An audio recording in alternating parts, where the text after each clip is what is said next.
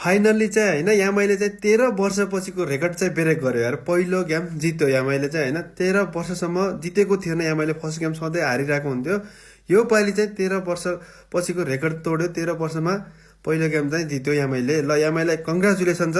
सबैभन्दा ठुलो हात त आज चाहिँ दुईजना ओपनर के यामाईको लागि, रायल रिकल्टन र रोहित शर्मा। रोहित शर्माले चाहिँ 38 बलमा चाहिँ 78 रन बनायो भनेपछि रिकल्टनले चाहिँ होइन 81 रन बनायो 43 बल खेलेर चाहिँ, भनेपछि त्योमा रनआउट भयो। आज सेन्चुरी आउँछ कि जस्तो लागिरहेको थियो। मलाई रोहित शर्माले पनि हान्छ कि जस्तो। मैले पहिला स्टार्टिङमा चाहिँ भनेको थिएँ कि केकेआरको बलिङ लास्ट विक छ कि भने, त्यहाँ दुईजना हुन्, वरुण चक्रवर्ती र सुनिल नारायण होइन। तिनीहरूले पनि आज यति मार खायो भनेपछि अरूको चाहिँ के लाग्ने हो र त्यहाँ चाहिँ होइन। त्यही भएर चाहिँ यामाईले इजिली 19.1 ओभरमा चाहिँ गेम जित्यो, फिनिस गर्यो होइन। त्यो पनि 6 विकेटले चाहिँ। हिजो पनि आरसिबीले 6 विकेटले जित्यो, आज यामाईले पनि 6 विकेटले जित्यो होइन।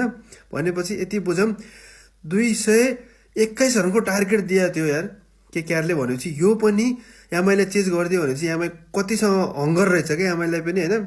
यामाईले पनि कतिसम्म चाहेको अरे देखियो। तर बलिङ भनेपछि यति विकेट यत्रो पहाड जत्रो लक्ष्य दिँदा पनि होइन हारियो भनेपछि अब केकेआरले चाहिँ कतिसम्म फिल भइरह होला होइन, कतिसम्म दिल दुखिरह होला, त्यो त अब केकेआरको फ्यानलाई थाहा होला होइन, नभनौँ। अनि अर्को कुरा चाहिँ के भनेपछि अबको यो जेनेरेसनमा होइन यति चाहिँ भनौँ भने T20 क्रिकेटमा चाहिँ यसो आइपिएल लिगहरूको गेमहरूमा आइपिएलमा चाहिँ यति भन्छु 250 पनि सेफ छैन केटा। 300 रन एटलिस्ट 300 रन हान्नै पर्ला जस्तो भइसक्यो। फर्स्ट इनिङ जसले ब्याटिङ गर्छ त्यसले 300 रन हान्नु पर्यो, नत्र 250सम्म बनायो भने इजिली चेस गर्ला नि जस्तो भइसक्यो कि। यामाईले देखाइहाल्यो होइन। यामाईले पनि यामाईको पावर, 5 ट्रफीको पावर देखायो आज।